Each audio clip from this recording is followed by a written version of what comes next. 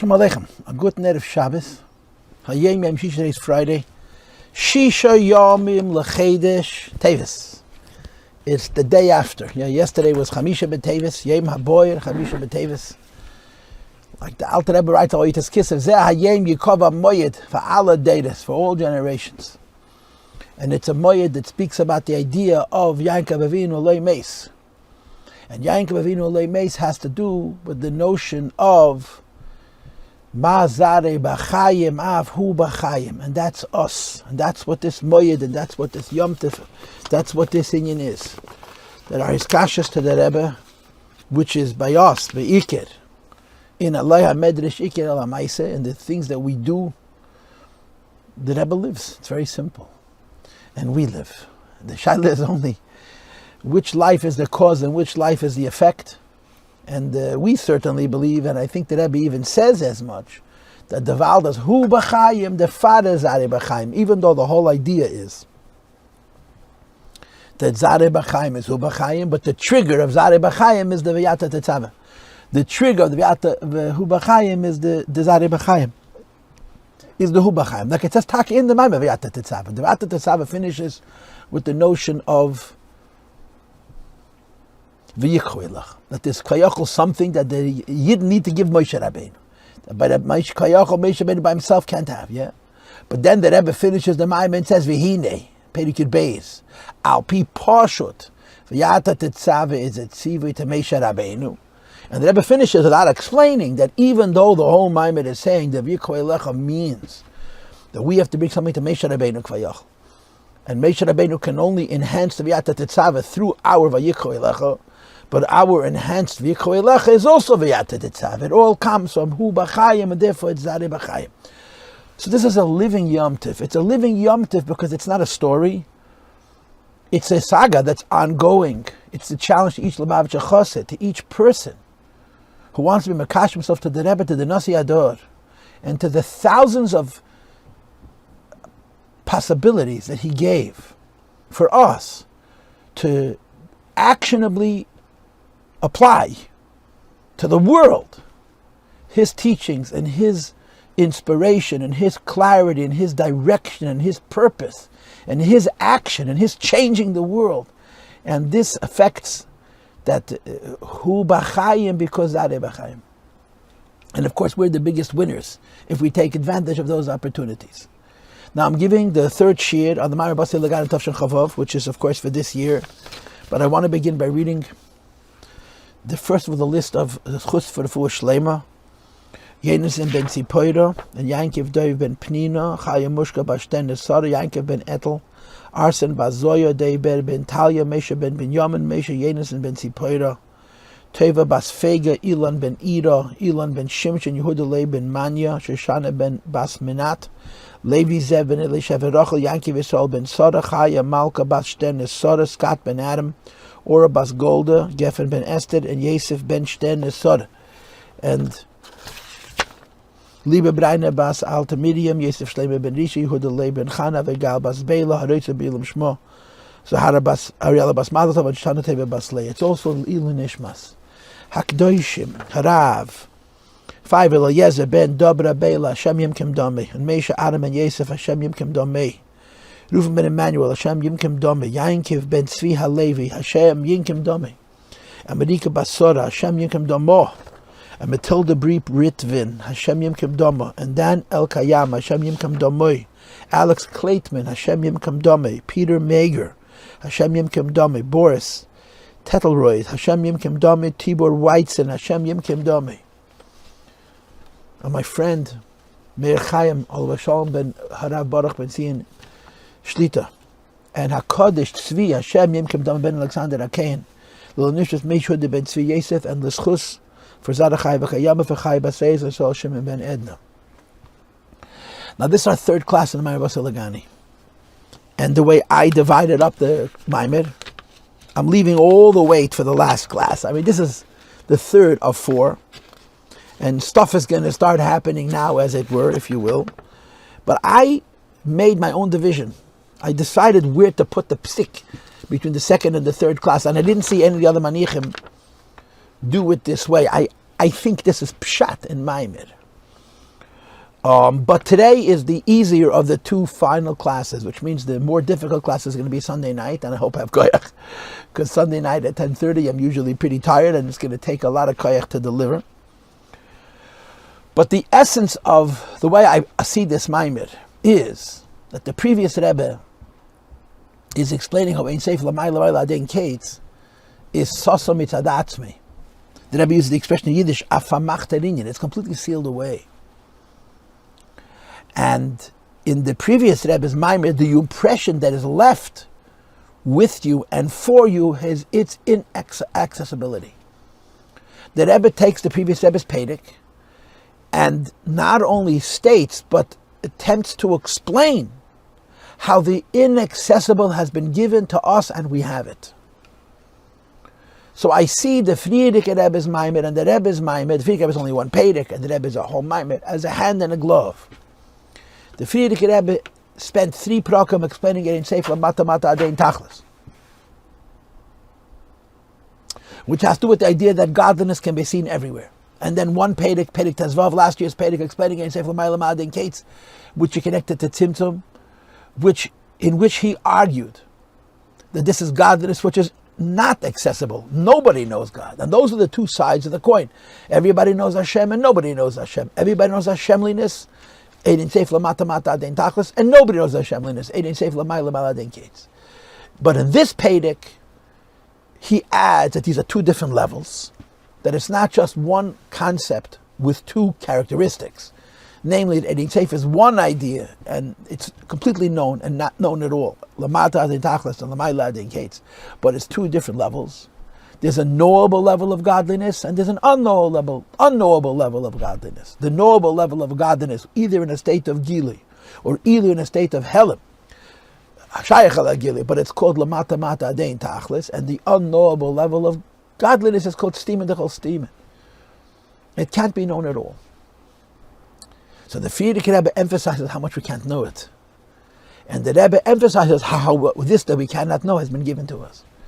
But he reads it into the words of the Friedrich Rebbe's Mamer. So when I'm teaching this Mamer, I'm dividing up the Mamer into topics to, in my opinion, best reflect that direction, that purpose, that trajectory, that we want to get to the point that the Eidin Seif L'mayla Maladein Kates, which is the Yotzir, has been given to us and we have it and we can use it. The godliness which is defined as not only unknown but unknowable, we have and we use. So whatever word you want to use, if you can't know it, how do you have it? If you can't know it, how do you use it? If you can't know it, how do you know that you have it? But this is the argument that the Rebbe is presenting, that the previous Rebbe, in his words, where he's describing the degree of inaccessibility, is actually explaining the method and the mechanism and the process of accessibility, how we have it, how we know it, how it's been given to us. So the first class was an introductory class. I gave you the whole typical Basi Ligani speech, the history of Basi Ligani, and we reviewed the Maimeh Til Pedic Tezvav. In the second class, we explored the yeshivish sugya of Eidin Seif, Yachelis, which is no Metzias of Oyer, and then Oyer, which is a Metzias of Oyer, and because there's a Metzias of Oyer, you could say Madreges and Oyer. Because it's only Ha'ara, you could even say that there's a Hefresh Gadol Beinayim, there's a very big distinction between the different levels. And the whole Yishmakes Sugya that Bachrim learn about godliness and the various different Madreges in Elikos, the different levels of godliness. That in godliness, as it is a Metzias, as it is a thing, as it is a Metzias Nimtz, there are levels that we know, there are levels that we could know, and there are levels that are impossible to know. And the levels of godliness which are impossible to know are called Stimen Dechol Stimen. The last point that we had in the second class on this Maimah, which I stopped smack in the middle of, was the point that says that when teachers teach students, there are 3 levels. The first is what the teacher teaches the student and the student gets immediately. The second is what the teacher teaches the student and the student doesn't get it immediately, but he or she will get it over time. And the third is the knowledge that the teacher has that the student will never be able to get. Because it has to do with the inherent superiority of the teacher over the student, the greater intelligence of the teacher in relationship with his student, and accordingly, it's not only not understandable to the student, it's not even available indirectly, it's not even available in a hidden way, it's completely sealed away from the student. So those are the three levels of Rav and Talmud, which are coming to represent ein seif lamata dein tachlis. Godliness that's revealed or revealable includes the two levels of the godliness that we know completely and the godliness which we'll eventually get to know, based on the mashal of Adar Boim Shnim Koyim Minish Daita de Rabbi, and then there's the godliness that we'll never know. So today's class begins right in the middle of a paragraph on page Kuf Tzadi Gimel. If you have my PDF, you see my pencil, although my pencil is kind of light, but it's right in the middle of the paragraph, Kuf Tzadi Gimel, the line that begins with the word Loi Koyim V'hu Makev Arach. That in the mashal of Rav Talmud, of a teacher and a student, there's three steps. And the highest step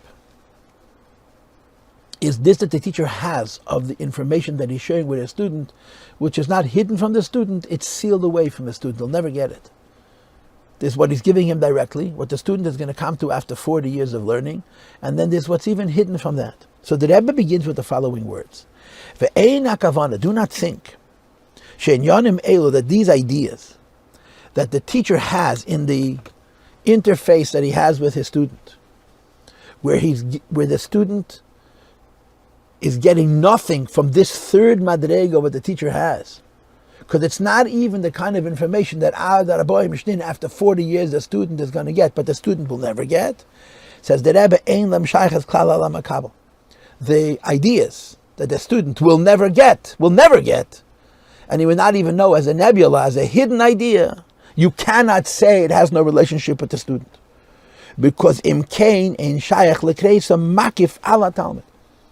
The fact that Torah, now this becomes a religious thing, the fact that Torah identifies stima d'chol stimin as makif, the fact that Torah says that there's a level of godliness which is abgeschlossen, which is locked away and the student will never have, and identifies the godliness which has no relationship with the student directly or indirectly, no relationship with the world directly or indirectly. It's not revealed in the world, it's not even hidden from the world, it's hidden by itself.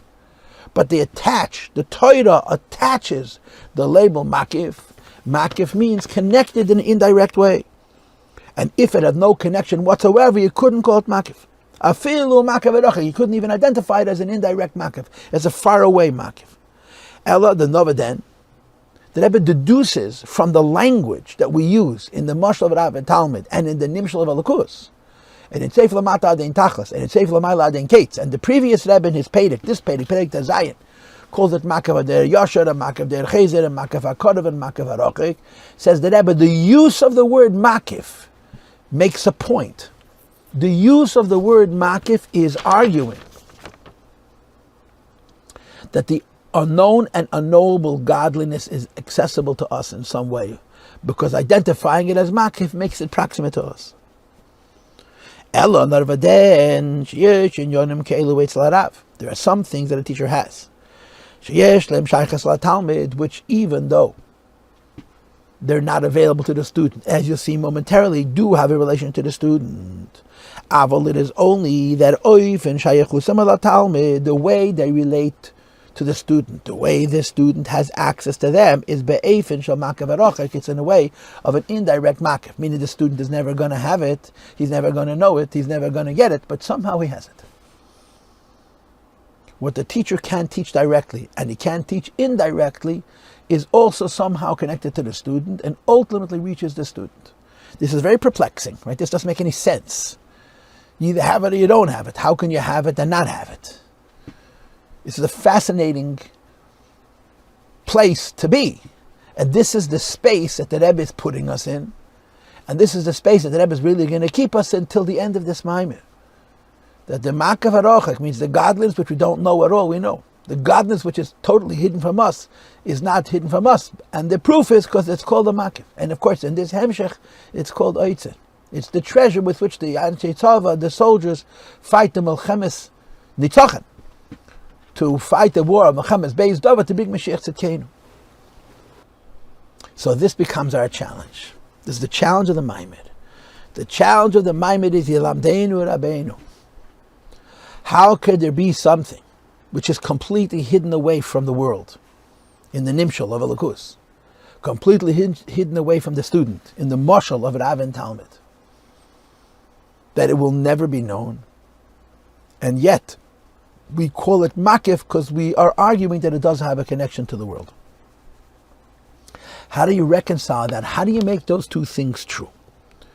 So the Rebbe gives himself time to develop it. So we have to slow down. In other words, not getting the answer to this question in 2 minutes. This is going to take 2 classes, a half a Mamer. And the Rebbe first goes to the mashal of Ratzon. The first thing he does, he goes to the mashal of Ratzon.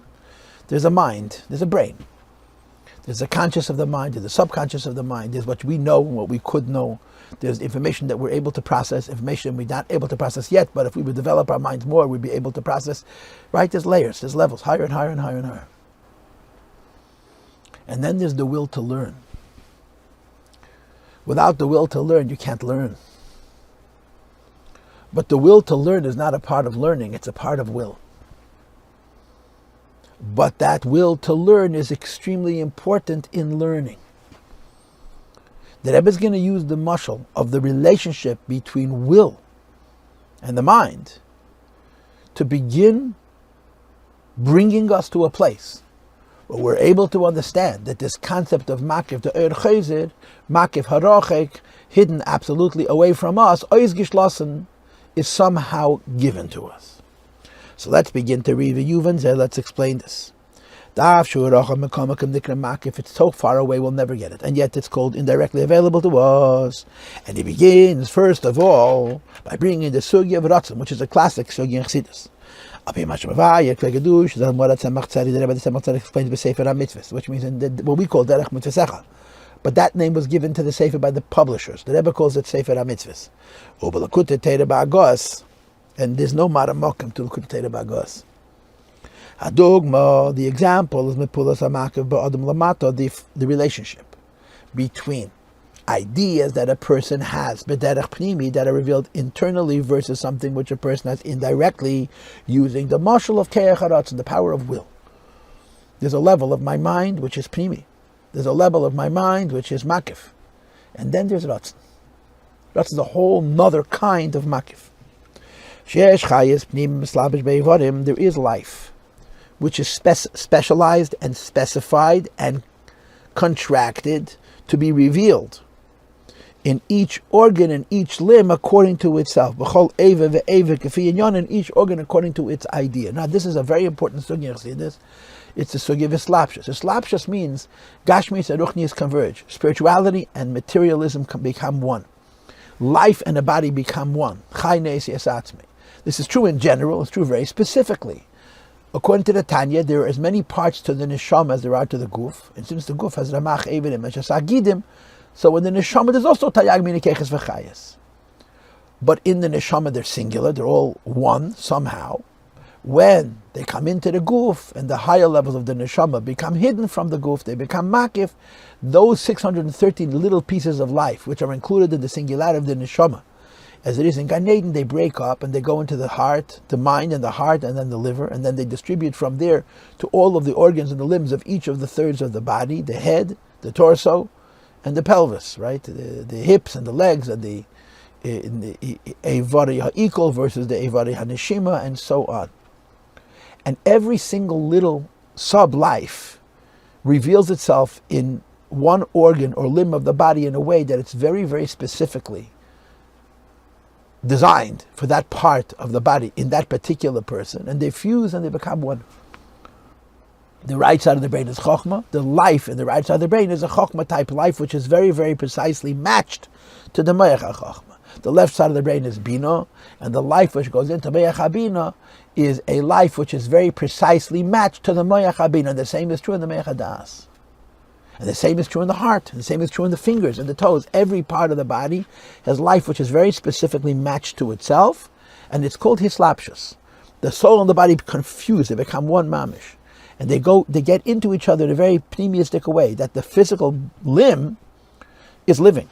It's not that there's life in the physical limb, but the chai nois, it's asme, the physical limb is living in expressing the specific life force which has been specialized and tailored and adapted to itself. Like, for example, the ability to write, or to draw, or to walk, or to dance, or to talk, or to sing, and so on. And it's very, very, very individual and distinctive and specialized. You can't compare the life which goes into the brain and the life which goes into the heart. You can't compare to the life that goes into the hand and the life that goes into the foot, because there's different energy and different life and different specialization and adaptation of life to every limb and organ individually. The power to see is in the eye. The end of it is that the power to walk is in the foot. You cannot compare one faculty to the next. And on this level of what's called chayes pnimi and koyches pnimiyim, every little piece of life is made for a little part of the body, and they align themselves and they match themselves up and they join together in a very specialized way. The power to see is in the eye, the power to walk is in the foot, and so forth. And this is very, very, very broken down. It's very, very specialized. And another thing which Chassidus says about this is that it takes time. It takes time for the neshama and the guf to fuse. It takes time for the chayes of the koyach and the eved to fuse. The more you use your faculties, the more developed they become. Or to say it in mystical terms, the more you use your mind, the more the physical brain develops, and the more of the life of the neshama, which is meant for that part of the brain, is able to be revealed.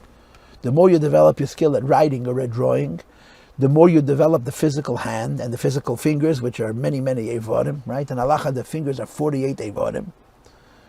24 and 24, 24 on the right hand, 24 on the left hand. That's how many evodim you have just in the hand alone. And in every single avid, the life is very specific. And the more we use that avid, the more we use our hand, the more developed the keli becomes, the more the life is manifest. And then when we use it, we're revealing in our thoughts, in our speeches, and in our action, the koyach ruchni of the neshama, which is specific to this avid, through the body that reveals it in the physical world in a very, very specific way.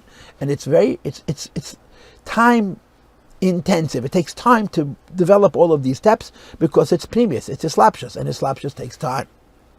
However, yesh eid chayes laguf. There's another entirely different kind of life. It's not a different organ, it's not a different part, it's a different level. And that's bechinas haratzon, the idea of will, because will does not have a keli in the body. There isn't a part of the body that represents will. Now, of course, a scientist will tell you will is in the brain, and he's right, in terms of where we see it. But in terms of ruchnis, in terms of mysticism, the mind is in the brain. Intelligence is in the brain, as opposed to the rest of the body. Will, which is very much connected to reflex and instinct, and reflexive response, is all over the body. The chayes of ratzon is not in the brain. The evidence of ratzon is in the brain. The chayes of ratzon is b'chol makom b'shavah. The whole body, like Sevav Kalalman, has a life that provides will, and will overrides the koyches. Willpower is extremely strong, and willpower moves the body wherever it wishes, but willpower doesn't have the property of islapshus. It's just stronger than the koyches, the evarim and the koyches, and it therefore moves them by overriding them. That's why in so many Mari Chasidus, the mashal for Sevav Kalalman is will. And in our Mamer, will is going to help us understand this question of the whole steam somehow being available to us. Let's learn.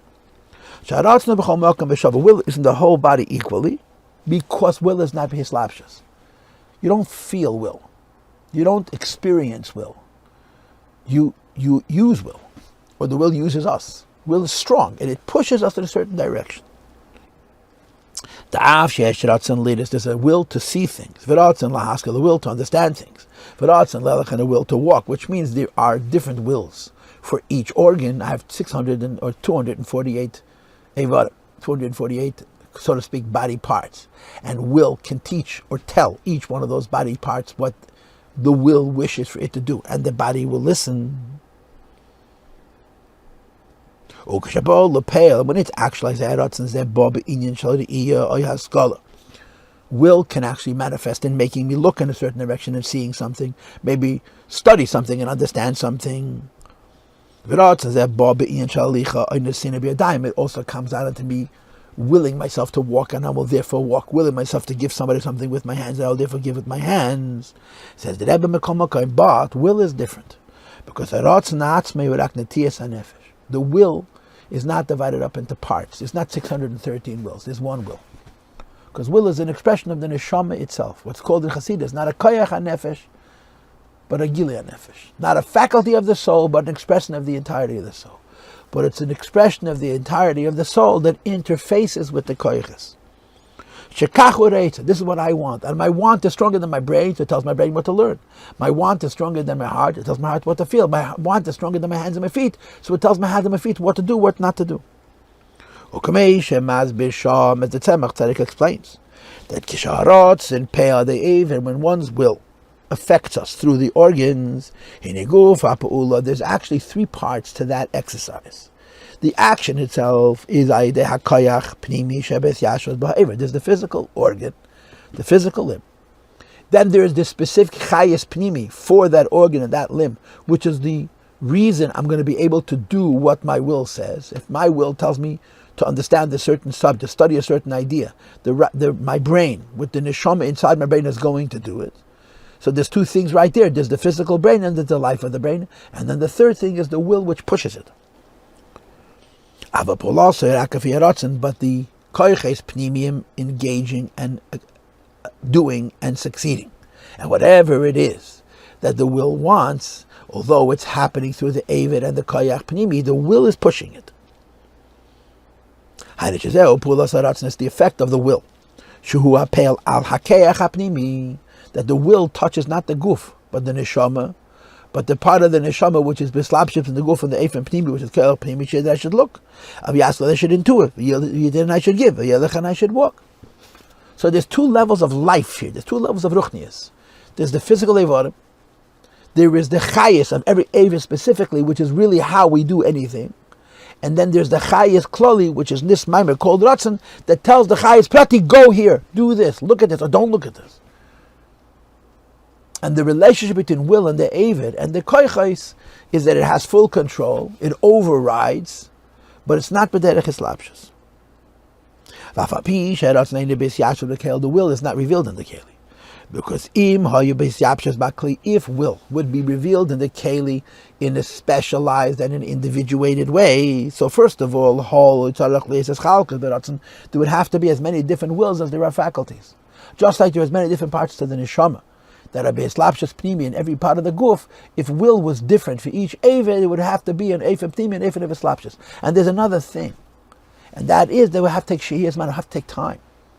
Just like the koyches pnimium take time to enter and to join with the guf, and as the guf develops itself, more of the koyach pnimi is revealed. If will was specialized and beslapshus, it would be the same thing. But will happens. Will is one. It's not 613. It's one will for everything. And will is spontaneous. The minute you want, you do, like it says in the beginning of Tanya chapter 23, which is of course explained in Chassidus at great length, including in the Samach Vov.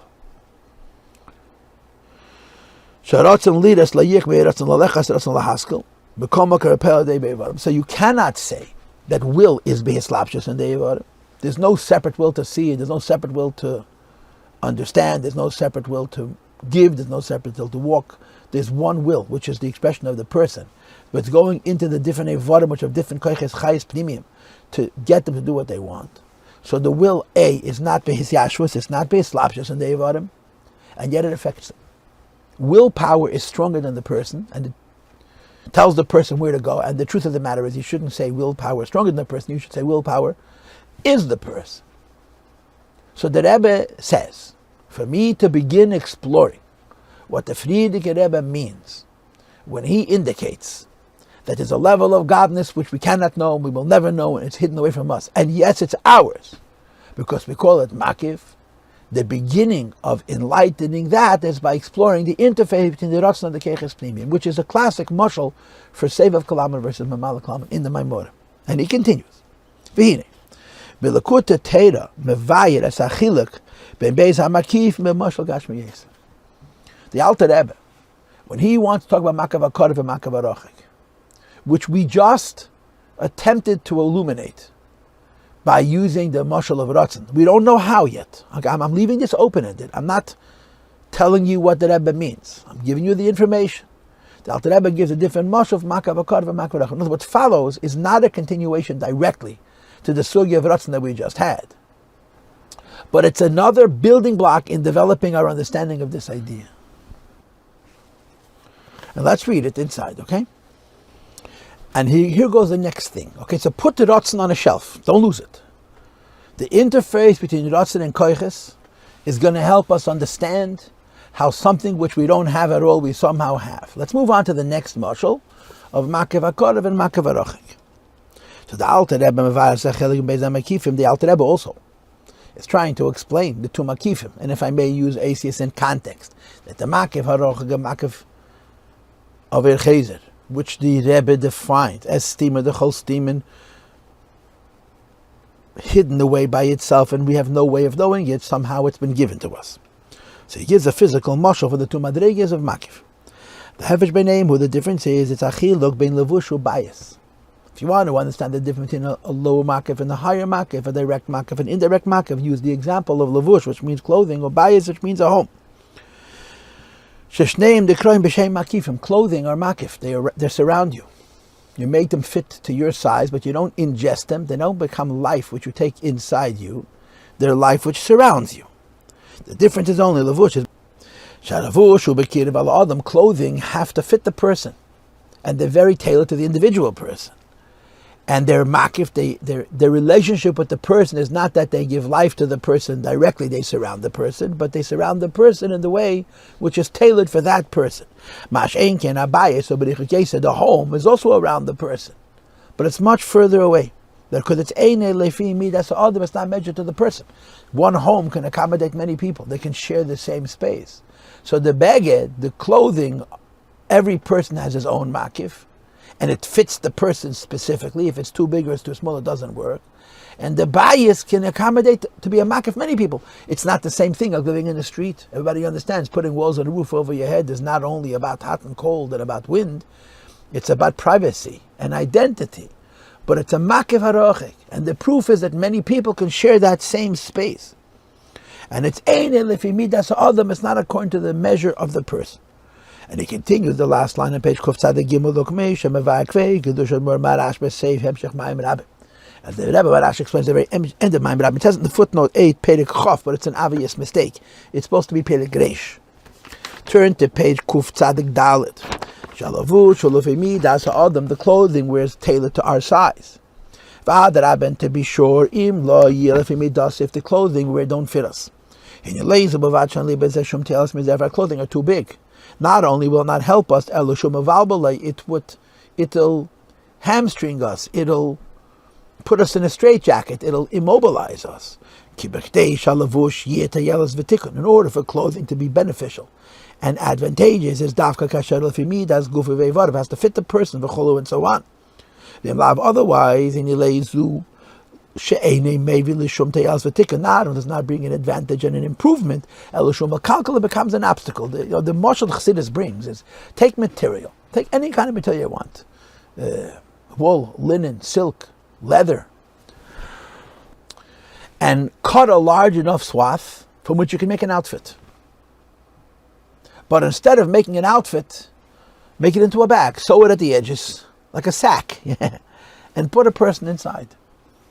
Chassidus uses the mashal of a lavush sack, a garment which is a bag. You put a person in a bag, so he's wearing clothes, he's covered, but it's a gullus. It immobilizes the person. The person can't move his hands, he can't move his legs, so he's stuck in a bag. Take that very same material, cut out a design, an outline, a pattern as they call it, that according to the measure, the size of that person, sew it in this, where the seams are supposed to be, and you create sleeves, and you create a torso, and you create begadim for the lower parts of the body, and then the clothing decorate the person, they make the person beautiful, they present the person to the world, and the person has free mobility because the clothing fit. If they're too big or too small, it becomes a prison. So clothing are they're a makif. Their relationship with the person is indirect. It's not like food. It doesn't change us internally. It's not changing our mind. It's not changing our heart. It's not changing our senses. It's simply decorating us and presenting us and protecting us in an indirect way. But it's made to fit our specific size. On the other hand, Mashen Kim Bayis, a home is Leila fi midas adam. It's not measured to the measure of the person, because Bayis echad yachaliyas lahakif u'lishamesh, it can surround and serve kam of the other, all kinds of people. There could be on very many different levels, and yet the home can accommodate them all. They can all be in the same makif, because the makif harachek is the home's makif is also a makif over us. It protects us. It creates a space that's distinctly ours, but it's far away from us in the kind of way that it's not specific to us. So the Rebbe brought us a mashal, and a mashal on the mashal. The mashal that he brought first was the mashal of the Tzemach Tzedek, that in order to explain makif harachek, you have to explain will. Will has a relationship with the body and the faculties, the koyches pnimiyim, by overriding them. Will pushes us.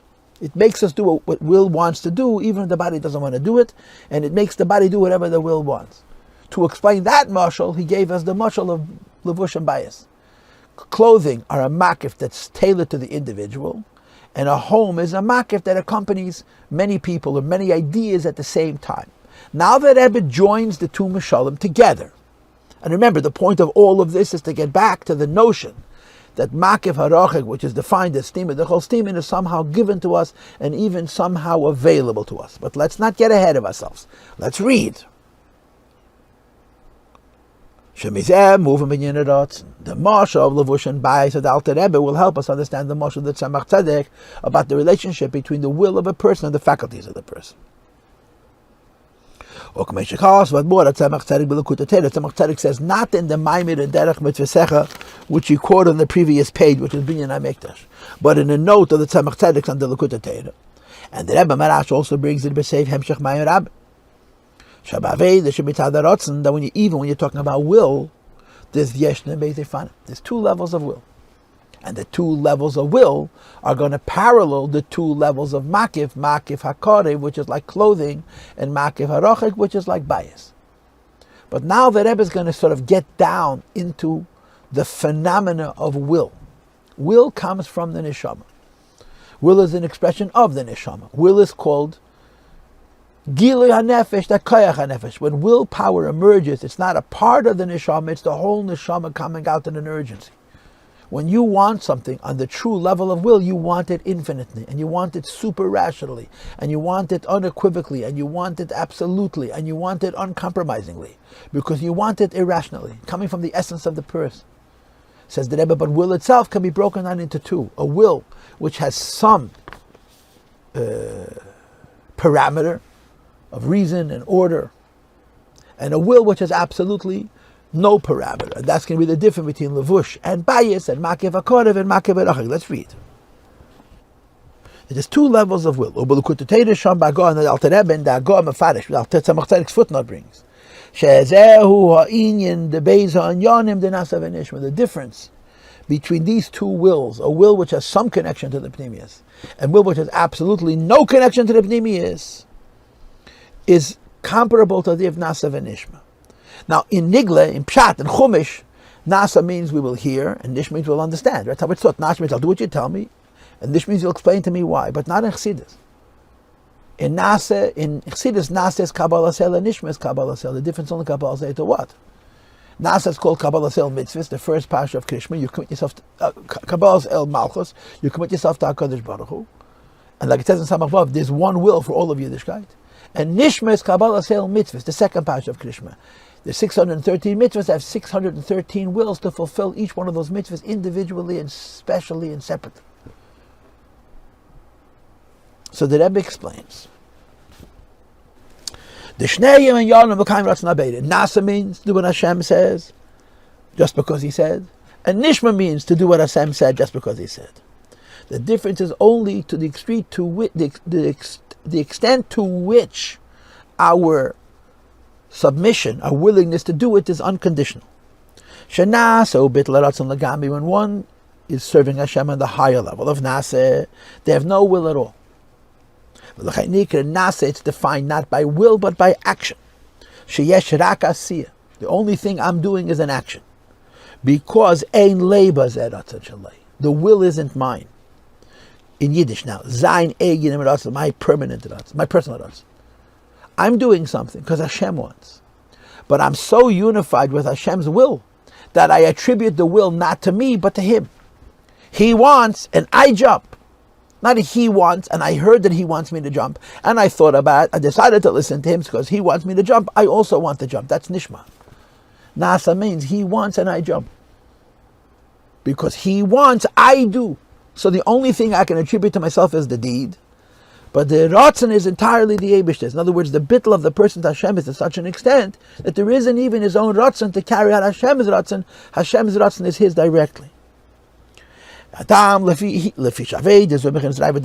called the will of all wills, which is Lamalam and the Ratzon is above typical Ratzon. Because typical Ratzon is mine. I want to do the mitzvah that the Eibishter wants me to do. Nasa means Hashem wants me to do the mitzvah, and because of His want alone, I do it. It's not like the level of Nishma, which is also Kabbalah Sel. That I have my own will. My will to Hashem's will. So Nasa means He wants and I do. Nishma means He wants and I want, and therefore I do. So he goes back to Nasa and he says, Kiyim, when you're talking about Nasa as opposed to Nishma, who, when you bitl aratzon, my will has been bittled. I don't have any of my own will. The will I have is His. So there's something called Rabbi, the will of all wills. The will of all wills is mine, is His. And when I experience the will of all will, it means I put myself aside to the extent that His want is the reason for my action directly. As opposed to a typical Ratzon, is that His want triggers my want, which then is going to trigger my action. And that's the lower level. And he says, Beizin yonim elu, yeshta b'avedes ha-mitzvahs, gufa, in Yiddishkeit you have both of these ideas. There's examples of mitzvahs, which are He wants and I do. And there's mitzvahs where He wants and because of His want, I do. And these things are existential. It's not based on a choice or a level. It's how it is. The Avshek Klaus in our business mitzvahs as a whole are called garments, which means they're the will of Hashem because garments are a makif and will is a makif, which makes mitzvahs ratzon nukmishkosov zokin baba yom. That Avraham Avinu was all baba yom, he came along with each one of his days, and it says in the Zeir Chosah yem echad echad levush echad. The person is missing a garment, he's missing a day, he's missing a garment. Garments means levushim, to carry elikus, which is connected to days. So mitzvahs are called levushim. In a beklal, that's in general. Our pratius in specific. Yesh beis efana b'mitzvah. I think this is a typo. It shouldn't be gimel. It should be beis. There's two types of mitzvahs, and he doesn't say anything esoteric. He says something extremely realistic. Listen, there are mitzvahs that we do by choice, and there are mitzvahs that by definition you can only do them by mistake. If you do them on purpose, it's not that mitzvah. Because yes, mitzvahs, the vast majority of mitzvahs are tluyim, but they depend on my will. But mitzvahs, Hashem separated us from the world by the mitzvahs. Vitzivonu, when He instructed us, lekayim ratzon hamelech, to satisfy the will of HaKadosh Baruch Hu. So if I put on tefillin, He wants me to put on tefillin, I want what He wants, and therefore I put on the tefillin, and I do what the Eibishter said. That's the seder, that's the sequence. But there are rare mitzvahs where because He wants, I do, and it skips my want. Yesh mitzvahs, there are other mitzvahs, shakol, mitzvahs, and udavka. The only way these mitzvahs can be performed is that I have no will. I don't pick to do those mitzvahs. The first example that he brings is the mitzvah of shikha. What's the mitzvah of shikha? You're harvesting your produce, you're harvesting your crop of wheat, of barley, of grapes, of olives, or whatever it is, and you leave some over. So you leave some over. So the loch is, if you left over a oimer and not a goyren, there's different shiurim about this, of course. And they can either be left cut in the field or not cut in the field, so you shouldn't go back and take it. Leave it for the poor person. Shikha works only if you forget. If you leave it over for the poor person because you want to be a nice guy, so you're doing tzedakah, and you're doing matan b'seiseh, which is a higher level of tzedakah, but the mitzvah of shikha cannot be done by will. Hashem wants, and it happens through you. If you want what He wants, it's not this mitzvah. So shikha is a mitzvah that can only be done on a level of Rabbi the Kol Rabbi. Hashem wants, and it happens. Your contribution is not even willing. Your contribution is simply doing. The Eibishter's will happens through you, so you're Makai, the mitzvah of shikha, but there is no will on your part to do His will. There's only His will. If I want to give poor people money, and one of the very many mitzvahs of tzedakah associated with agriculture is the mitzvah shikha, so I'll leave it on purpose in the field, and the poor person will find it, and I'll get credit for mitzvah shikha. Says the Rebbe, if I knew what I was doing, it's the opposite of shikha. And I'm a good guy, I'm doing a mitzvah, but I'm not doing mitzvah shikha. Because this mitzvah, the Eibishter gave us, that it has to come directly from Him. In other words, the Rebbe is explaining mitzvah shikha not halachically, but mystically. Halachically, shikha is you forgot it, leave it. Mystically is, this is a mitzvah that Hashem says you cannot do. Hashem has to do it through you. When you forget it, that means what He willed came through your body. Your contribution was forgetting. And if you willed it, if you thought about it, it's not that mitzvah. So there are mitzvahs that speak directly to a level called nasa, where the person's bittul to the Eibishter is that his will is the person's will, and the person doesn't have a will of his own. In most mitzvahs, it's not that way. In most mitzvahs, Hashem wants, I want what He wants, and therefore I do it. That's nishma. Shikha is different. And he brings a second example, which is also brought in other Maimarim. Right? The idea of being above other people and being honored by other people. So it says in the Mishnah, I'm reading the words inside, someone who chases or pursues honor, the other runs away. If you try to run away from honor, the honor follows you. Says the Rebbe, if I want to be honored, I'm never going to be honored. I'm never going to become honored. Because honor runs away from you. So if you want people to honor you, and therefore you run away from them, they're not going to come near you. If you don't want to be honored, and you're running away from honor because you don't want it, that's when the honor finds you. So the honor finds you when you don't have a will. So this is not mamish mitzvah, right? Unless you're a king and you need to be raised up above the subjects, like Shalom, Melech, Bakayetze, but it's an inyan in Torah. Something has to come from Hashem's will to your body without going through your will. That becomes a mashal from Makav Aroch. So we started off by talking about Ratzon. We followed by correlating Ratzon with Levush and Bias, which is two levels of Makiv. And on that basis we said that there's two Ritzenis. Ratzon is always the same thing. As he started today's class, will overrules the body. It pushes the body in the direction of the will, against the will's will, so to speak. The neshama wants, and we do. But in specific, there's two levels. The neshama wants, and therefore I want, and therefore I do. Versus the neshama wants, and I do automatically. Like the idea of nasa v'nishma. So makav harochag and makav hakodev are both in ratzon. Makav hakodev is, I want something. And the want becomes one with my own want, and then translates into deed. Makav harochag means Hashem wants me to do something, and I do it automatically. So it's happening through me, but the will is in mine, it's His. And he continues and he says, in general, it's the mitzvahs. Why? Because mitzvahs nekrois mitzvahs are called garments. If you call them a garment, they're a makif, but they're a makif hakodev, like clothing or midei vadei made to fit the person. Every person wears different clothes, and they have to be tailored to that person's size. Otherwise, they're not going to be helpful. They're going to render this person dysfunctional. So the mitzvahs fit us, right? The mitzvahs fit. Hashem gave us a mitzvah, and we do it. And the mitzvah fits us, or to say it in the language of the previous shtikala, Hashem wants us to do mitzvahs. We want what Hashem wants us to do, and we therefore do it. And then there is makif harochag, and that's Torah, which is the infam bias. And just like al derech shareim ba'bayis, we look at a home. It's shemet al ha'adim im ha'levushim. It guards many people, not just one person with his clothes. That afal pishu harochag memidas ha'adam is far away from the measure of an individual person. Not yochal ha'haka b'shavach b'nei adam shem havka mizeh mizeh can house many people, even people who have different characters and different philosophies of life and so on. And afal b'ken at the same time, it's shemem and akedem and azedem and amater protects from cold and from wind and from rain. V'chol sharha and yonim sha'abayas shemen and megan lem and all the remaining things that the homes protect us from. U'kamei shemavar shabaruch as the mitler Rebbe, or the Marash explains at length. But the way the bias protects is called the makav harochag. He protects many people as once. So the Vart is, right, think about a home. I mean, the truth of the matter is we should have a shmuas about a home. The class is almost an hour long and I'm not finished yet, so I don't want to get too involved. But what is the role of a home, right? Physically, a home creates private space where I can keep things that you shouldn't be able to steal from me, where I can do things that you shouldn't be able to see. It also provides heat, it provides cooling, it protects me from the elements, right? Homes are very practical purposes. But psychologically, what is a home? A home is a wall, a border between me and the rest of the world. Can you live in the whole world? Now Hashem lives in the whole world. Can you live in the whole world? Can the whole world be your backyard? Now, of course, hippies say yes. But what would it mean that the whole world is your backyard? It would mean that you have a relationship with the whole world and the whole world has a relationship with you, which is not true. You can't even see it all.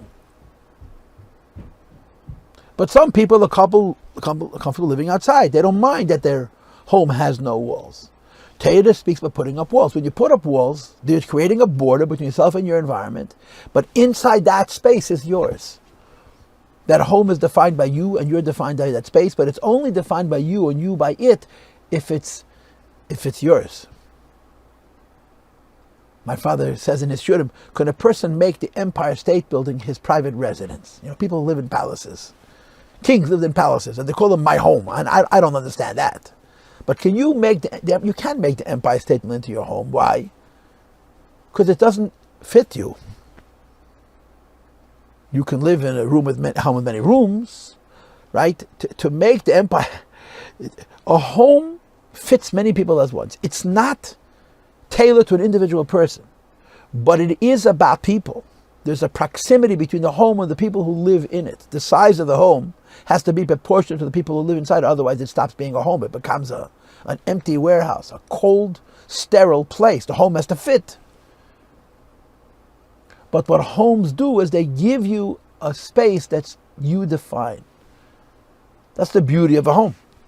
The Chazal say, "Mi shein lebayis any adam," until you have a home, you're not a person. I remember getting married and having an apartment, a tiny little apartment. It wasn't so tiny actually, but it was my wife's and mine. It was ours. And I remember walking into that apartment, locking the door, and thinking that nobody has a key, and saying, "Now I'm a balabos. This is my space." It doesn't mean my space that you can come in. I define that space. That entire space becomes a reflection of me. That entire space is mine.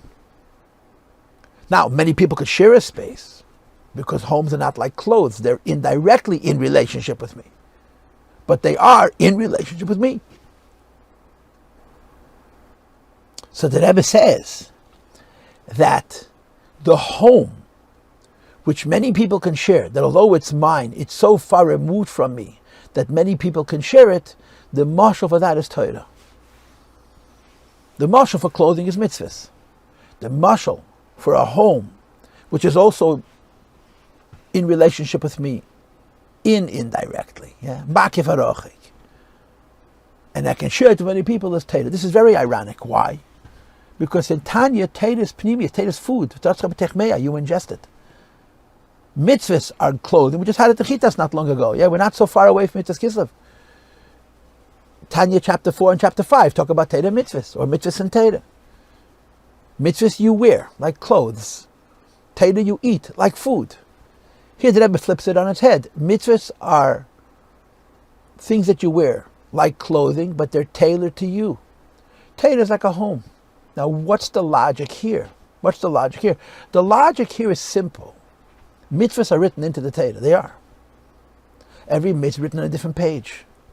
And when I do a mitzvah, I'm turning to one page of the Torah, taking that one page, translating it into a behavior and wearing it, doing it. So the mitzvah that I take out of the Torah is specific and it speaks to me in a specific way. And it affects in me a particular deed. So it's called makif hakorev. It surrounds me, but it's specific to me. The whole idea of Torah is that it's one. When you read the Aleph of Bereshit, you're connected to the entire infinity of the Torah. So if I'm learning one mitzvah in Torah, as it is in the Torah, I'm connected to all the mitzvahs. So although the whole concept of Torah is the idea of b'teirascha b'teich meyai, I'm able to understand it and then internalize it. But spiritually, mystically, the inyan Torah is that the Torah includes the mitzvahs on a level which is not an action.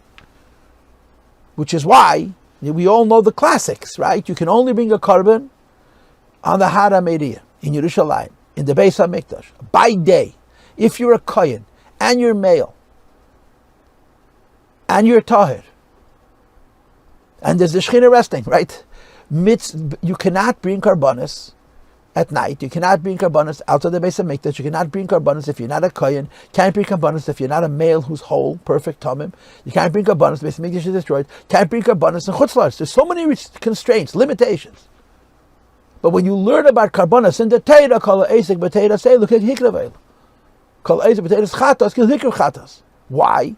Because the way the karbanos in the Torah, they're above time and above space. And above time and above space, any mitzvah can be done at any time. All the mitzvahs can be done at one moment, one point. Because on the madrega of Torah, there's no divisions. It's part of the singularity of Torah. So Torah, which on the one hand is mazen, is food, is the highest makif. When I am connecting to Yiddishkeit through Torah, I'm connecting to Yiddishkeit on a level where the Yiddishkeit is not connecting to me. When I'm accessing the Torah as the Torah is higher than being personalized for me.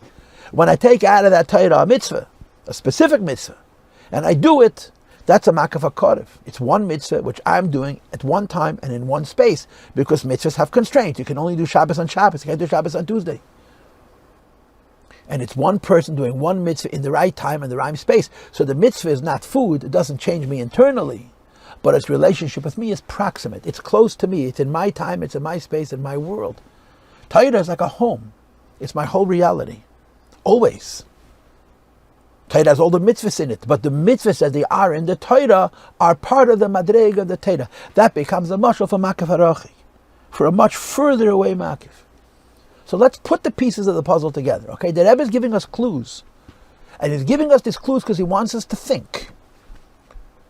Here's a pedic that says that there's something called makif harachi or makif de'er chayzer, an indirect makif, and it's defined as stima d'chol stimin. It's a level of godliness which is not revealed. It's not even hidden. It's hidden by itself. It's completely inaccessible. Altogether not available to anybody ever.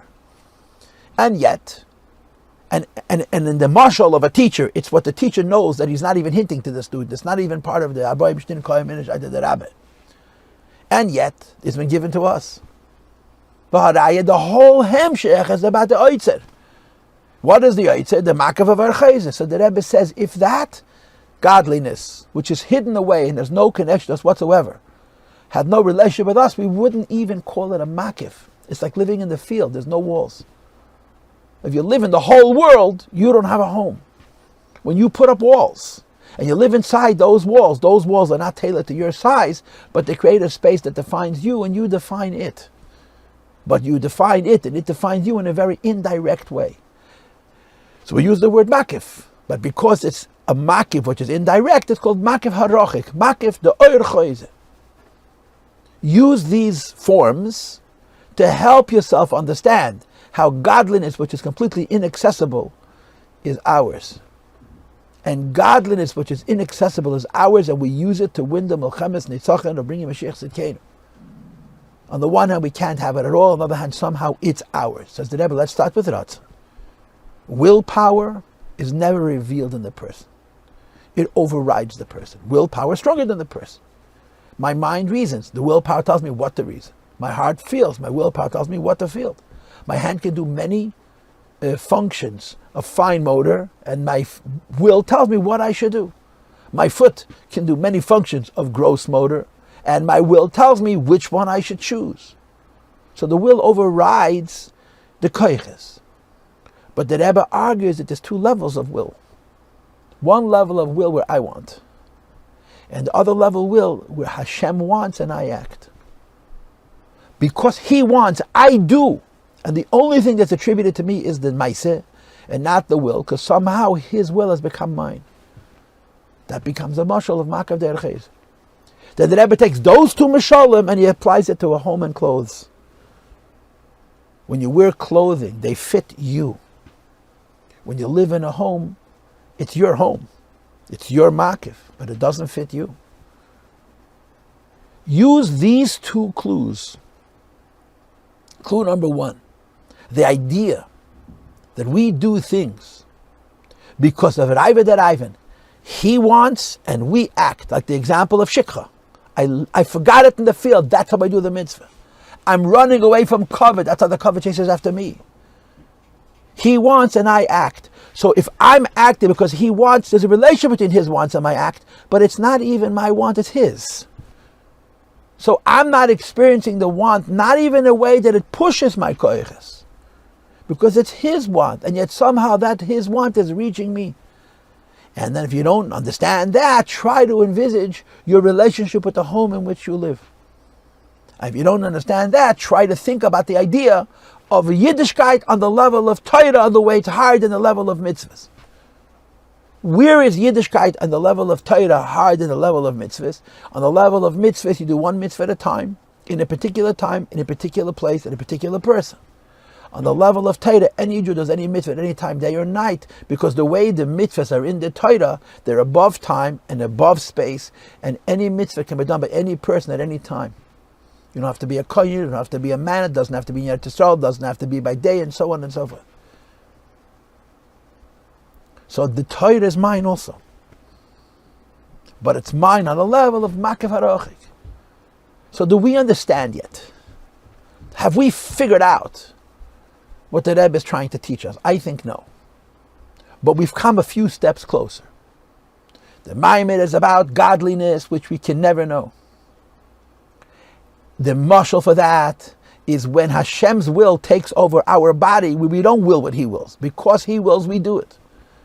And the mashal for that is living in a home that defines us and we're defined by it. We define it and it defines us, but its relation with us is so far apart that many people can share it.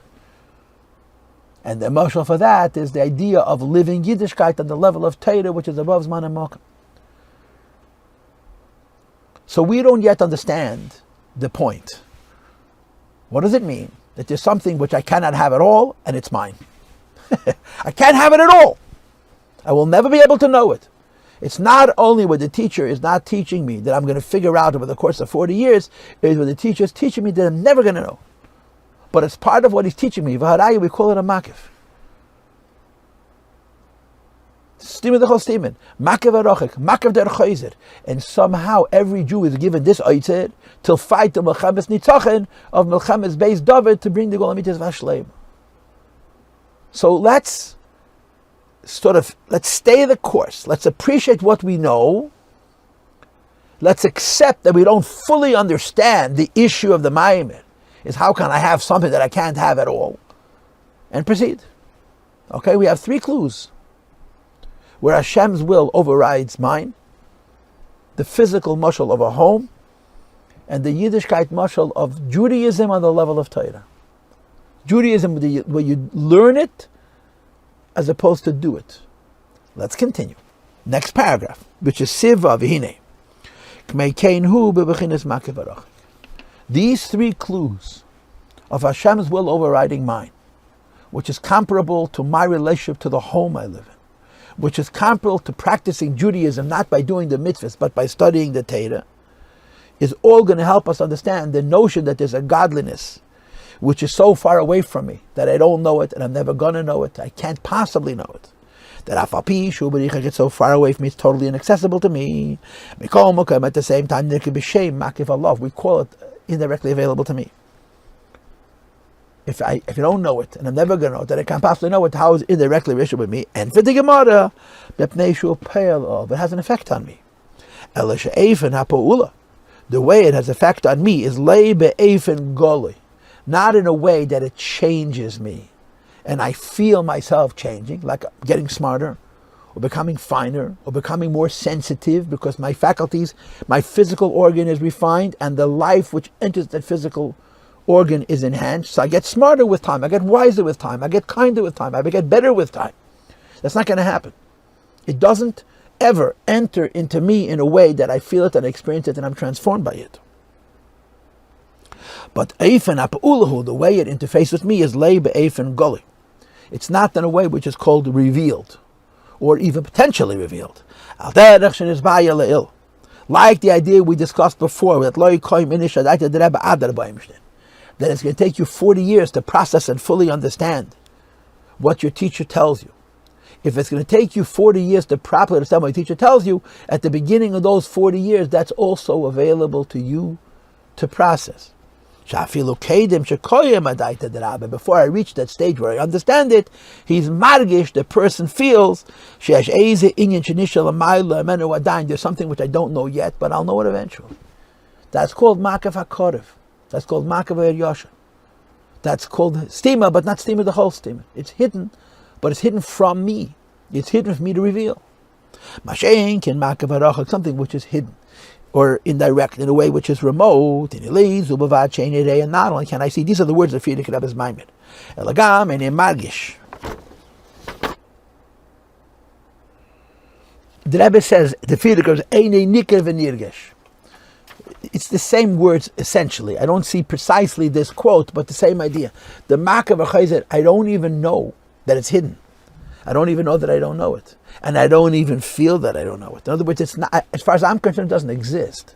And yet somehow it's makif. It's not just there, but it's there in relationship with me. So you don't see, and you don't feel that there's an aspect of what your teacher is saying that you haven't fully understood. Because it's an indirect makif. So it's not that it's not there. And it's not that it's not in relationship with me. It is that I have no sense of it, directly or indirectly. That's called makav harachik. And we had in the previous paragraph 3 clues to how to understand makav harachik, where Hashem's will is directly connected to my body without my will filtering it. The mashal of a home and the mashal of Yiddishkeit in the madrega of Torah. And the Rebbe continues. And for this, the Rebbe brings the example of ideas. You should know that after this Mamer, Basi Ligani, there's a Mamer that the Rebbe said the Shabbos after, which is a Mamer of Bishalach, which I have, and I actually learned it through once. It's an exciting Mamer. It's almost like a Chassidish Mamer. It's a Mamer that celebrates the Basi Ligani and enhances it substantially. One of the things that the Rebbe is going to emphasize in that Mamer is that the previous Rebbe talks about ideas twice, and in the reverse order, actually. First, he talks about an idea that a teacher teaches a student. And then he talks about an idea about a teacher learning the idea for himself. Now, logically, it would make sense to first put the idea of teaching yourself and then teaching your student. But in the sequence of the Basi Ligani, first he brings the mashal of teaching a student, then he brings the mashal of learning for yourself. And the Rebbe explains why. Because the Frierdiker Rebbe is going from lower to higher. The teacher teaching the student is Hashem giving us after the tzimtzum. Hashem learning by himself is the elokus as it exists before the tzimtzum. So therefore, even though in the human experience, first you learn by yourself, and then you have the 3 levels, what you know, what you don't know, what you'll never know. And then you teach your student, and what you're teaching your student is what he knows now, what he's going to know after 40 years, what he's never going to know. But in the Basi Ligani, it goes backwards because he's not describing the process, he's describing our access to the process. And our access to the process is first we deal with godliness, which is below the tzimtzum, where the Abish, the teacher teaching students, and we have these 3 levels, which we described before. And to understand that, you go to how the teacher is learning the ideas for himself, that in the Nimshal is Eidin Tzeif Shalif Ne'at Tzimtzum, that has the same 3 ideas. Let's read it. So in other words, if you want to understand the sequence of this Mamer, or Pei K and Pei Vav, the sequence is that in Pei K he's explaining the mashal of teacher teaching a student, which is the lower level. And in Pei Vav he's explaining how the teacher is learning by himself before he's teaching a student. And in both cases you have these 3 levels of Pnimi and Makav HaKorev and Makav HaRachik. Or maybe as a dugma, to explain the mashal of Rav and the Talmud, and the 3 levels in Rav and Talmud, including the Makav HaRachik, and our struggle to make sense out of how something you don't have at all, number 1 is a Makav to you, and number 2, somehow you have it. So it uses a mashal for a mashal. The mashal of Rav and Talmud is the mashal of the teacher learning all by his lonesome. There are ideas that I know, but I know that if I needed to, I could explain it to somebody else. I just understand that the student is smaller than me. Ba'avana v'asagir, his understanding and his access, tzarech bishvil zeh ribu yabiyah, I have to explain it well. And explaining it well means ribu eisius, many words. In the language of the Mishnah, everything is very concise, because the students of the Mishnah were smarter. In the language of the Gemara, everything is very elaborate, because the students of the Gemara were not as smart. More words means less light. So the language of the Mishnah is so concise, their minds are so broad, that in those few words they got the Dvarim Harbi, which were written in the Mishnah. When it came to the Gemara, there was a Yiddish Hadeiris. And it became necessary. It should be elaborate, because only then would it reach the students. So a student on a higher level gets it from fewer words. A student on a lower level gets it from more words. But the bottom line is fewer words, more words, you're touching to the student, and the student is understanding. So when you're learning it by yourself, and you know that this that I'm learning, I could teach my student, that's already a relationship with the student. That afapi, the lakamida, the leremiza, the Mishnah Braisa, everything in the Gemara is already hinted in the Mishnah and the Braisa, but in the Gemara it's spelled out. Says the Rebbe Aval, however, when you're learning by yourself, and you know that this that you're learning by yourself, you'll be able to teach the student. With more detail, with less detail, with more words, with fewer words, whatever. But then there's an idea that you'll learn that you'll never be able to give your student. You just know you'll never be able to give those ideas to your students. Yashin Yanam Kael, there were such ideas, Al Derech, is by a little bit in steam of the whole steam, it's hidden away from the godness which is hidden away. Sosa mitzadat means hiddenness is by itself, as the Rebbe is going to say on the next page from the Friedrich Rebbe's Mamer. Afamacht an inyan, an idea which is by itself sealed. Sha'inyan who sosa mitzadat me, these ideas are hidden away. Not because my student isn't smart enough, but because they cannot be conveyed. You can't teach them. Period. Not you can teach them to you can't teach them to anybody. You can't teach them. Because inyan kazem is gala be'efin shel stimu. So those ideas, you cannot teach a student at all. There's just no way. Says the Rebbe, those ideas that you cannot teach a student at all, there's a way to teach it. And here we're starting to unravel the answer to the question. We're calling it the Makif HaRachik. We're describing it as Stima the Chol Stimin. And we're saying somehow it's communicated. We already have 3 clues in the previous Pedic. From the Mashal of Ratzon of Naseh, from the Mashal of Bayes, and the Mashal of Yiddishkeit on a level of Torah. Now comes the next clue. When a teacher has information that he knows that there's absolutely no way he can convey it to a student. So instead of trying to convey it, he finds a very, very remote medium for communicating it. Look inside. You could teach it, but you can't teach it directly. You can only teach it indirectly. What does that mean? When I give you information and you take that information from me, you have it because of me. If I leave clues around to help you find information, and you successfully find it, you didn't find it only because of me. You found it because of your own effort. And the deeper the idea is, the less explicit the clues are, and the more the effort of accessing it is you, and the less the effort of accessing it is my giving it, but it's me giving. When you have information that you can't teach at all, you use a mashal.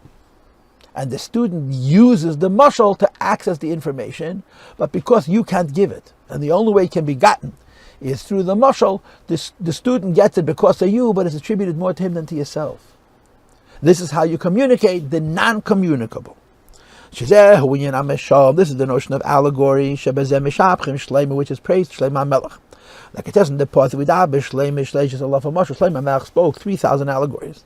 Like the Friedrich explains in this Pedic, that when you want to teach something you cannot teach, you use an allegory, a mashal.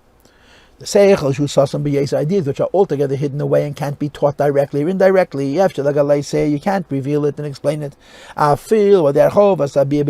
Even by using many words, or many series of words, many insights, because it's so hidden away, and accordingly, Eifin is galusehu, but you can reveal it, but only in a very funny kind of way. Using examples and using riddles.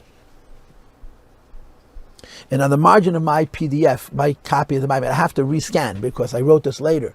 I gave a Maramokim for this in Ayin Beis, Pedic Tov Tez Ayin. That in the new print, I think it's the fourth volume. Page Aleph Kuf Samach Aleph, where the Rebbe Rashab is explaining Pasois, and he uses the mashal of a mashal versus a chida. I've seen my moram that bring 4 levels, and I can't find them. But the deepest ideas are communicated in the most indirect way. I can't teach it to you, but I can leave clues around that you should find it. And if you find it, it's yours more than mine. And it's how you give the ungivable. And that's what the Rebbe is saying. And the Frierdiker Rebbe is saying it. That stima de chostima means it can't be given, and it can't be known, and will never be known. But you can leave clues. And the clues will bring the student to it in a very indirect way, through something altogether secondary, something altogether outside. And yet, when the student gets it, he got what couldn't be given. But it's not attributable to the teacher, because the teacher is not teaching it. He's just leaving the clues around. The student is getting it, because you can't teach it. You can't give it. You can only let the student come to it. And in the Mamer of Ayolech Havayis Hayam, the next Mamer, which we're going to learn right after this one, the Rebbe is going to say a fascinating thing about the previous Rebbe's Mamer. That we use the word Mishalom V'chides, allegories and riddles, when you're speaking about Klippa. But when you're speaking about Kedusha, you're speaking about Torah, he only uses the word Mashal. Because Torah can never be so hidden that the only way to communicate it is through something so foreign, which is called a riddle. I'm going to talk about this later. I'm not sure when, but I'm going to talk about this later. That Mishal Legamri, allegory and riddle, is altogether secondary. Because I'm not explaining it. Neither am I explaining it in great breadth, nor I am explaining it very narrowly. I'm just leaving a clue. I'm giving an example which is completely separate from the Nimshal, and I'm putting it out there and daring the student to find it. That's why you have in Mishnah Mechagiga, when it talks about Seidas HaTeira, Ma'aseh Merkav, Ma'aseh Bereshis, it uses the expression Chacham u'Meivin Midaite. No teacher can teach it to a student. You can put the clues out and let the Chacham and Meivin Midaite reach them. If you have to teach it to a student, that student's unqualified to learn, because he'll never understand Pimis HaTeira correctly. If you leave the clues and he comes to it, then if he has that much intelligence, that much intuition, that much depth, you know that he'll get it correctly a little bit. That's called a mashal v'chida. And this is the previous Rebbe's process by which he's trying to explain how the ungivable has been given and it's available to us. Ela shezehu mashal. It's an allegory, it's an illustration, something altogether alien and foreign. Because the reason you're using the mashal and the riddle is mishum the be'ef and ached. In another way, it's impossible to get this idea. So now we have our fourth clue. If the question of our class is how can you have something which is by definition impossible for you to have, clue number 1. The mashal of Hashem's will operating through us, where our will has been completely silenced. His will is the basis for our action. Mashal number 2 is the concept of the effect that a home has on us. And mashal number 3 is being a Jew on the level of Torah, not by doing mitzvahs, but by connecting to Hashem through the Torah itself, where you're above time and above space. And mashal number 4 is the mashal of mashal v'chida.